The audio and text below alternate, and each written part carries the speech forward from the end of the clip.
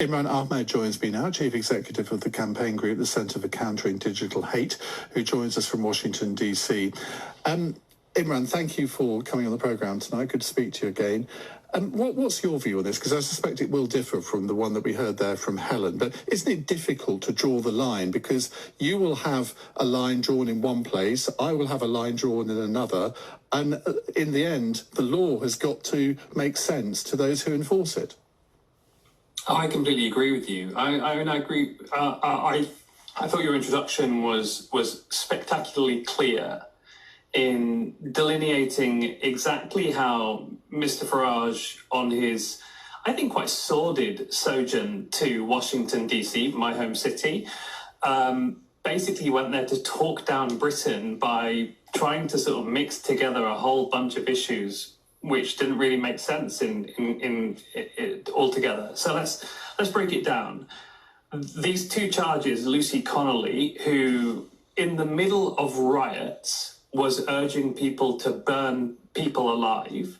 She was charged under the Public Order Act, and you will be familiar with the First Amendment in America, which protects freedom of speech. The test in American law, even, which is Brandenburg versus Ohio, says that where imminent unlawful action is being called for by someone, that is not First Amendment protected. So, funnily enough, that specific communication urging people to murder people in the middle of riots, so when there is a high likelihood of something happening, that may well have broken American laws on speech as well, have been chargeable. In the case of Graham Linehan, it does sound like everyone, apart from the original police officers who detained Mr. Linehan, who arrested him, including Sir Mark Rowley, who I know and admire and like a lot, I think he's a really thoughtful guy on these issues, have said, I'm not sure that this should have happened. I also agree with your last guest. There appears to be a degree of inequality in the way that these laws are charged and who is held accountable for threats. If someone's making a threat to a women's rights activist, they absolutely should be held accountable under the laws. Why we have laws like the Public Order Act, and why we have the Offences Against the Persons Act, which is from the 19th century, which is where threats and where you think you're going to be harmed by someone come into play. But this was a hearing about the Online Safety Act. That's what I find so bizarre. The Online Safety Act specifically chooses not to deal with disinformation. It specifically deals with three categories of harm. One is harm to kids, and we study these sorts of harms, and you and I have talked about them before: suicide content, eating disorder content, the sort of stuff that can really harm kids. The second thing it deals with is ensuring that these platforms are transparent about the way that they behave, and everyone agrees on transparency. It's you can't have accountability, you can't have democracy without real transparency. And the third thing it deals with is for certain categories of illegal harms, it makes them illegal online too, because we have this weird situation where some stuff was illegal offline, but it wasn't illegal online. And that's like things like frauds and holding the platforms accountable for dealing with them. So what I can't understand is, what was Mr. Farage doing in Washington, trying to sort of raise these issues of specific cases of the UK?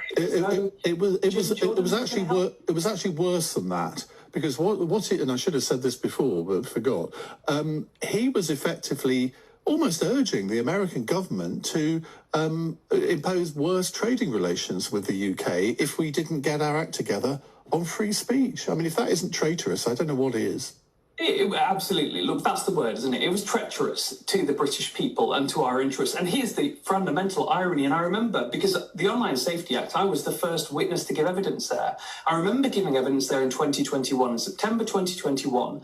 And one of the things I said was, we can only do this because of Brexit. The irony is that if we were in the European Union, we would have had to, the European Union's laws on this, the Digital Services Act, which is similar to the Online Safety Act, but I think actually inferior in a number of ways, that would have been the law of the British land too. We were able to carve out our own solution to the problem.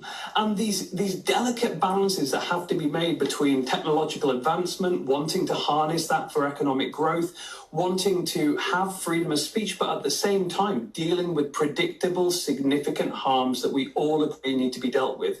And who better than the British to decide that? Because, you know, I live in America now, Ian. I keep being told you Brits have got a different values of free speech. You know, Locke, Milton. I'm like, Locke and Milton aren't Americans, you know. They are Brits. I'm like, actually, we're quite good at this. We have thought about it deeply, and we've come to some. Now, I don't want to badmouth your, you know, erstwhile friend, former Prime Minister Mrs. Baroness Thatcher. But it was her act in 1986, which was passed in response to Orgreave and Irish terrorism and a whole bunch of other issues that were prevalent in the 80s. When you and I had long hair and, you know, were sort of still around, that was put into place. And maybe it's time that we think about that a little bit clearer and have some clearer guidance to the Met Police as well. On and the world has moved on a lot since 1986. Nothing to do with what Mr. Farage was talking about, and it is dispiriting to see him there complaining, as you say, urging them almost to put tariffs on Britain. For what? Yeah, quite.